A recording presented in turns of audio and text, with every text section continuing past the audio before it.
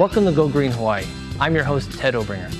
Our mission is to educate Hawaii for a more sustainable future, whether that be in reducing our dependence on oil or showing the benefits of recycling. Each week, we will empower you to be more green and protect our beautiful islands. On this episode of Go Green Hawaii, we're going to show you how eating French fries helps power vehicles. We're taking you from a fryer to the pump, showing how biodiesel is produced by an innovative company right here in Hawaii. All this on this episode of Go Green Hawaii. Go Green Hawaii is sponsored by the Hawaiian Electric Company. Rudolph Diesel developed an engine that was revolutionary in design, more than 75% more efficient than the engines of that time. It wasn't until the 1970s that diesel cars really took hold in the United States because of the oil crunch. Today, diesel vehicles are increasing in popularity because of the high gas prices and where oil comes from. Biodiesel solves so many of the problems that plague conventional gas vehicles.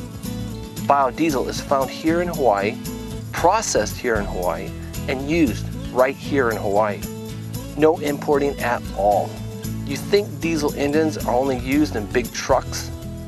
The Audi R10 is the first diesel-powered car to enter the grueling American Le Mans series.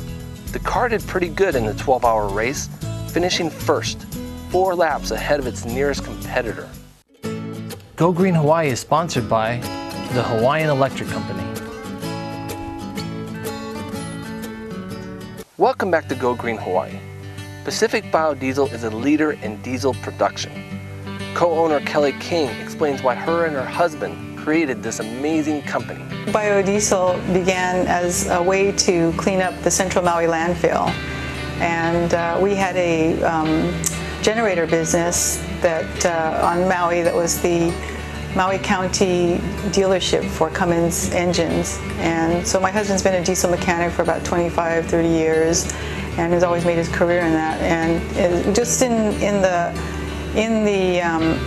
day-to-day process of doing generator maintenance and some of our contracted generators, he came across these folks at the landfill that were always complaining about the grease fires and somebody should do something about this grease that's being dumped in this landfill.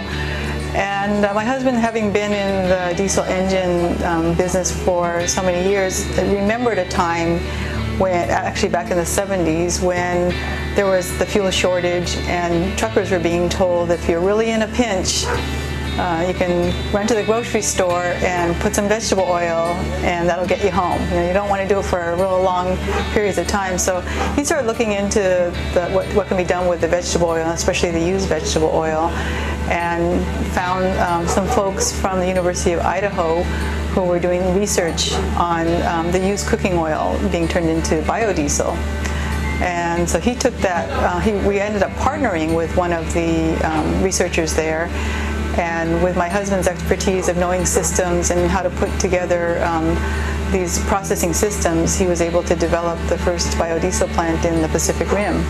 There is a misconception that biodiesel is simply vegetable oil that's strained through pantyhose or something like that.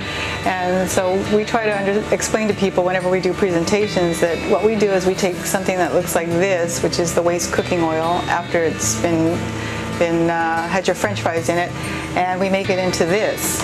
And it's not a real complicated process, but it is a very precise process. There's a U.S. standard for biodiesel called ASTM 6751 and for diesel fuel, and it needs to meet that specification in order to be sold commercially. So we do regular testing on our fuel to make sure that it meets specs. This environment-friendly fuel reduces tailpipe emissions, visible smoke, and harmful odors.